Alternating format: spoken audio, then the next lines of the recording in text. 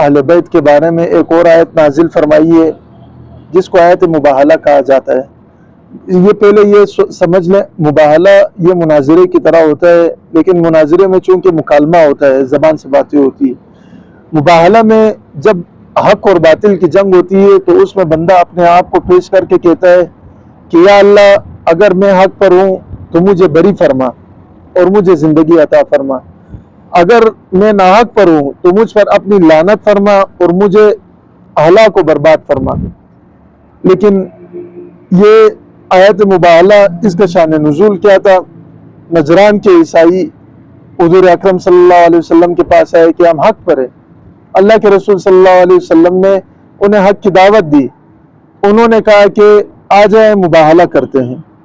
حضور اکرم صلی اللہ علیہ وسلم جب گئے مباہلہ کے لیے، تیاری کرنے کے لیے، تو وہاں سے واپسی پر حضرت حسنین کریمین، حضرت علی، حضرت فاطمہ رضوان اللہ تعالیٰ علیہم اجمعین کو اپنے ساتھ لے کر آئے اور ایک چادر میں انہیں لپیٹا، یہ تمام اہل بیت کو، اور جو نجران کے عیسائی تھے جن کی تعداد بھی بہت زیادہ تھی، ان کے سامنے مباہلے کے لیے آئے۔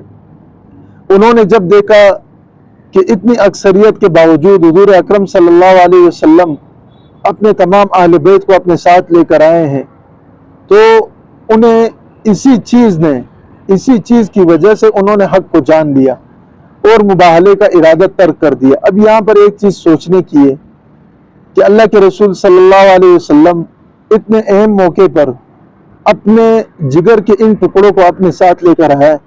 لیکن یہ سوچنے کی بات ہے کہ ہم کس نسل اور کس خاندان سے ہمارا تعلق ہے، ہم میں جو خون دوڑ رہا ہے وہ کن ہستیوں کا ہے، اور ہم اپنے اعمال کو دیکھیں کہ آج ہم عمل کون سا عمل کر رہے ہیں۔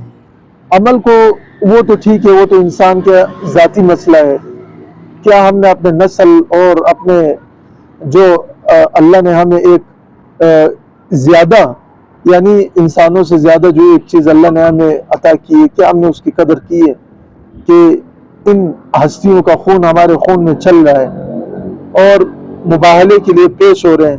ہم نے دین کے لیے کیا کیا ہے، ہم نے اپنے آپ کے لیے کیا کیا ہے، ہم نے اپنے اعمال کو کس سمت میں لے کر گئے، کن چیزوں کے پیچھے ہم دوڑ پڑے، ہمارے آپس میں اتحاد و اتفاق کتنا ہے۔ سب سے زیادہ جو بلوچستان میں نے دیکھا ہے، سید کا دشمن اکثریت سید ہی ہے۔ کیوں ہم لوگ اس طرح کرتے ہیں؟ کل کو قیامت کے دن جب یہ پانچوں کڑے ہوں گے اور حوض کوثر پہ جب ہم ان کے سامنے جائیں گے، ہم کس منہ سے ہم ان کا سامنا کریں گے؟ ہم کیا کہیں گے انہیں؟ کیا ہم ایک دوسرے کو خود کاٹتے تھے؟ کربلا میں اگر ہمیں کسی اور نے کاٹا اور کسی اور لعنتی کی تلواریں ہم پہ چلی، لیکن نارمل زندگی میں جہاں ہم جی رہے ہیں، ہم کیا کر رہے ہیں؟